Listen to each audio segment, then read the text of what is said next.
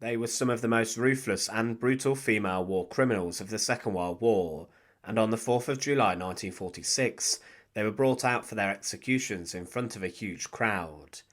The female guards of Stutthof, well, 5 of them, had been sentenced to death at a trial in which the world learned of their terrible crimes and actions inside one of the worst concentration camps of World War II. Alongside them were a number of other men, but one by one the women first were helped under the gallows, and they were left hanging in front of around 20,000 people at least. Everyone was guaranteed a good view of the executions, as the gallows were so huge. But one thing which has never really been covered or mentioned is what happened to the bodies and remains of the executed women after they had been cut down from the gallows. It is known that they were strung up whilst the crowd dispersed, and the guards ensured that they were not pulled apart by the angry crowd. But what did happen to the coffins and their bodies? To support our channel, please subscribe. The former concentration camp guards, who were all subjected to a public execution that day in front of the massive crowds in Gdansk, had all worked at the local concentration camp set up by the Nazis, Stutthof. It opened relatively soon after the invasion of Poland, which began World War II in Europe. In fact, it opened the very day after. It held around 110,000 people during its time in operation, and around 65,000 people died at the site through the starvation, epidemics of disease, forced labour, and also violence that was inflicted upon them. The conditions at Stutthof were extremely terrible, and epidemics of typhus swept all around the camp every few years, and this claimed many victims.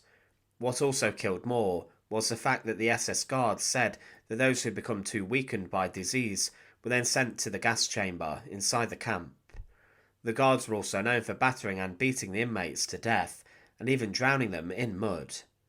As the end of the Second World War came around, many prisoners were evacuated, and some died on death marches led by the guards, and they were machine gunned inside of the sea.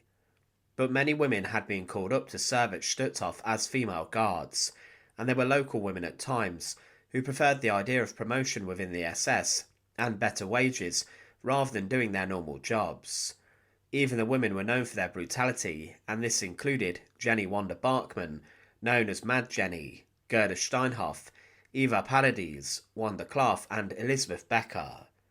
These 5 women were those who were captured for working at Stutthof as the Allies liberated the region, and they were then brought to the Stutthof trial. Their behaviours at trial shocked the media, who documented the court proceedings, and Jenny Bachmann, for example, laughed when witnesses gave evidence against them and told the court of what they were involved in. All the women had been accused of taking part in selections that saw them pick people to be sent to the gas chambers at the camp. But Jenny Bachmann laughed when she heard about this, and she even flirted with the male guards inside the courtroom and seemed more concerned about her hair. They expressed no remorse at all for their crimes, and the women were then sentenced to death. The only woman who escaped execution was Erna Beilhardt, who had resigned from the camp in disgust at the work she was being ordered to do. But on the 4th of July 1946, the executions of the guards of Stutthof were carried out. The executions took place on Biskupia Gorka Hill, a large hill in Gdansk, and a huge crowd gathered to see some vengeance being carried out. To the crowd, these former Nazis were the worst of the worst, and the condemned were then brought out to face their fate. One by one they were led up to the gallows, huge structures which had been created especially for this occasion. The gallows were at least 4 metres tall, and parked under were a number of trucks. These were acting as the gallows platforms, and the condemned were led onto the trucks with a number of officials also there. These men and women were there to give the crowd information about the specific crimes of the condemned.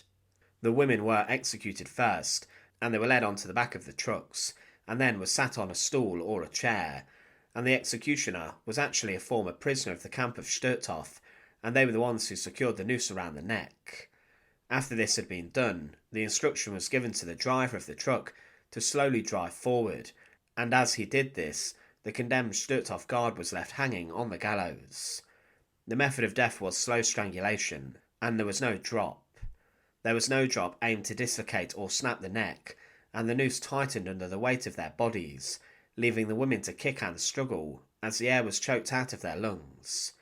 It was a rough sight, and for minutes the women and also the men were left fighting for their lives, but the bodies then went still and rigid, and they were then left on the gallows for some time. It was a very morbid sight. The condemned Stutthof guards all strung up, and then doctors would later confirm that death had taken place. When this happened, the crowd were then ordered to disperse, and they made their way home, with the bodies still suspended from the gallows. What came next was for the officials to cut down the corpses and then place them inside of their coffins, ready to be dealt with. One by one, the bodies of the women were taken off the gallows, and they were then placed inside plain wooden coffins, and there was some debate as to what to do with the corpses. They were murderers and war criminals, and people may have been angry if their corpses remained buried on Polish soil. With this, the officials had already decided that most probably the bodies of the female Stutthof guards should be donated to medical science and to anatomists and scientists who would carry out experiments and tests upon their bodies. At the end of World War II, there were many condemned people whose bodies were actually given to medical science after they died from their executions. This was seen as their bodies not going to waste, and in different countries there were laws which were outdated, saying that only murderers could have their bodies used for experiments inside of universities and centres of learning. So it is most probable that the coffins of the female guards were taken to the anatomical theatre in Gdansk, along with the coffins of the male guards, and they were then handed over to a doctor or physician, and they may have been used as visual aids for medical students. This was done for the corpse of Joseph Mengele decades after his death in South America. After the bodies of the condemned female guards were used, they were then most probably thrown away as biological waste or were burned inside of a crematoria. The coffins were most probably disposed of in the same way too.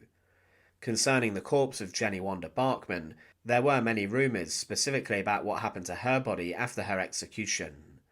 There were even rumours that her body was flushed down a toilet and ended up rotting in a sewer.